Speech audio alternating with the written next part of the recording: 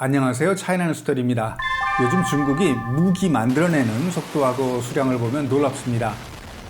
미국을 따라잡기 위해서 정말 어떻게 보면 목숨 걸고 개발하는 느낌도 드는데 2020년대에 보도된 중국 무기 관련 뉴스만 해도 항공모함 건조, 핵 잠수함 건설용 조선소 증축하고 076 강습 상륙함 그리고 이지즈함의 스텔스 전략 수송기까지 진짜 붕어빵 찍어냈던 엄청난 물량 공세 중입니다. 이렇게 군사력 증강에 정신없는 중국에 미국은 그동안 중국이 스파이와 해킹을 통해 미국의 군사 정보를 빼내서 첨단 군사 무기를 불법 카피하고 있다고 주장해왔습니다. 물론 중국은 미국의 이런 반응에 근거 없는 악의적인 주장이라고 무시해왔지만 그런데 여기서 반전인 게 그동안 중국이 실전 배치해온 무기를 보면 미국의 주장이 전혀 틀린 것 같지는 않습니다.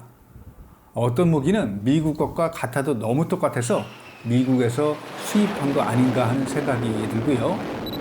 그래서 오늘은 중국이 불법 카피한 것으로 의심되는 첨단 무기 5가지에 대해 알아보겠습니다. UH-60 블랙호크는 시코르키사에서 개발한 쌍발 터빈 엔진의 다목적 헬리콥터로 1978년 UH-60A가 미군에 인도됐고 1979년 실전에 배치되기 시작했습니다.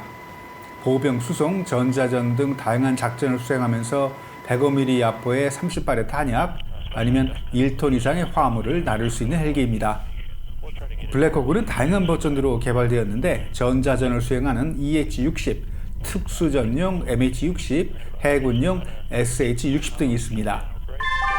1980년대 중반 중국은 군용으로 전용하지 않는다는 조건으로 미국에서 시코르스키 S-70C-2S를 도입했습니다.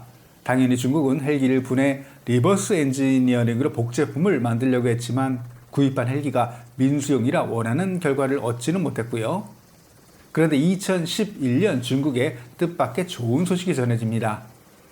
반라덴 참수 작전에 동원되었다가 추락한 UH-60 블랙호크 스텔스판에 대한 정보를 파키스탄으로부터 입수할 수 있었습니다. 중국은 이때 파키스탄으로부터 얻은 스텔스 코팅과 레이더 흡수 관련 기술 그리고 UH-60 블랙호크에 대한 다양한 정보를 획득한 것으로 알려졌습니다. 그리고 2년 후인 2013년 블랙호크와 너무나 유사한 Z-10의 시험 비행이 시작되었고 2018년에는 운영 중이던 Z-10의 업그레이드판인 Z-20이 실전에 배치되었습니다. C-17 글로브 마스터는 1990년대 초 맥도널드 더글러스가 설계하고 나중에 보잉이 생산한 장거리 대형 전략 수송기로 C-5 갤럭시 수송기와 함께 미군의 장거리 전략 수송 임무를 수행하고 있습니다. C-17의 특징은 전략, 전술작전에 모두 대응할 수 있는 단거리 이착륙이 가능한 수송기라는 부분입니다. 또한 엄청난 수송 능력을 인정받고 있는데 C-130 허큘리스 4대가 수송할 물량을 C-17 1대가 처리 가능하고 대형이지만 C-130이 이착륙 가능한 활주로라면 작전이 가능합니다. 2009년 겨울 2명의 중국 해커가 보잉사 직원의 이메일을 통해 보잉 전산망에 침투하고 저장되어 있던 미 국방부의 방어 계획, 비밀 문서, 그리고 보잉이 제작하는 각종 무기의 설계 문서 등을 해킹하기 시작했습니다. 그로부터 2년 동안 해커들은 보잉이 34억 달러를 투자해 개발 제작해온 C-17 글로브 마스터와 관련된 63만 건의 문서를 해킹했는데 그 중에는 C-17 글로브 마스터의 날개, 동체, 각종 부품 파트의 설계도 여기에 전기전자 배선 시스템에 심지어 비행 기록 데이터까지 해킹된 걸로 알려졌습니다. 2013년 1월 중국은 Y-20 시험 비행을 시작했고 작년 가을 한국 전쟁 중 전사한 중국군 유해 송환 작업 수송 업무를 통해서 인천공항의 첫 모습을 드러냈습니다. MQ-1은 미국의 중저고도 다목적 무인기입니다.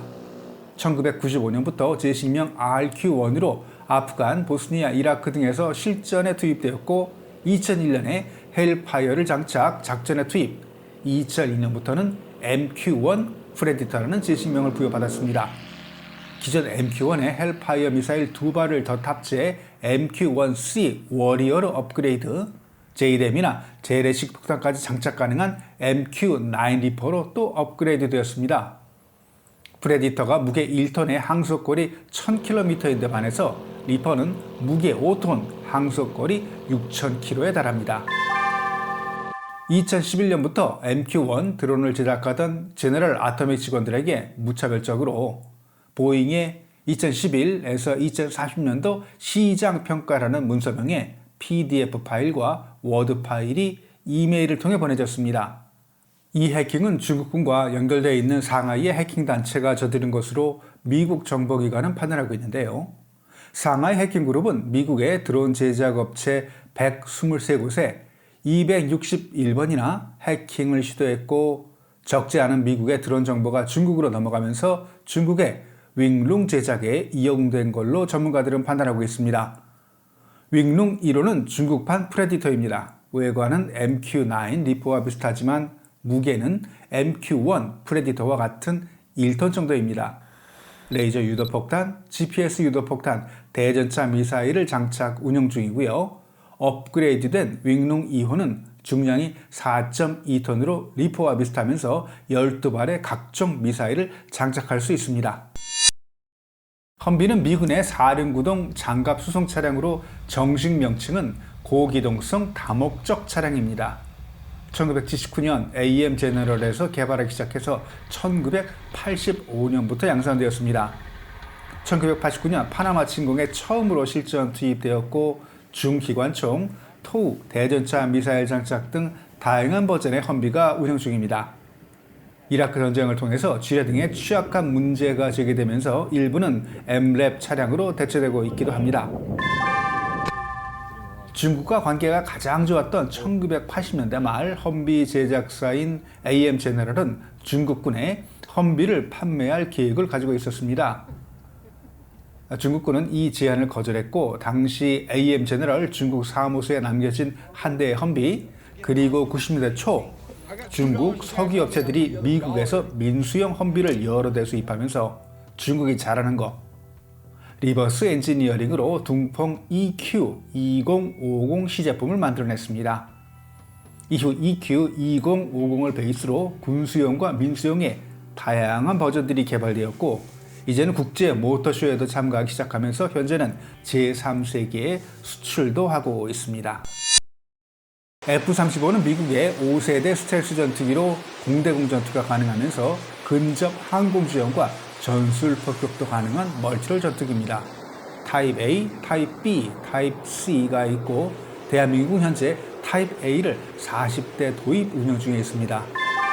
FC-31은 중국 항공공업 집단이 만든 스텔스 전투기입니다.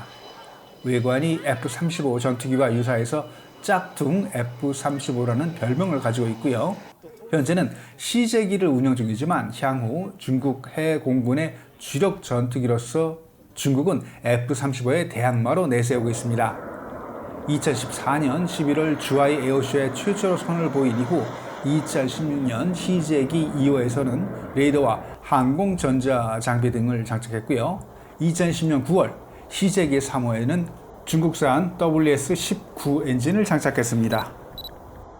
현재 엔진 추력 등의 문제로 정상적인 작전이 어려운 J-15를 대신해서 중국 항공모함의 함재 전투기로 채택될 가능성이 무척 높은 항공기입니다. 무기라는 게 생각해보면 나라를 지킨다는 신성한 임무를 담당하는 도구인데요. 이렇게 명예와 직결된 거라 군용기라면 동체에 국기가 반드시 들어가죠.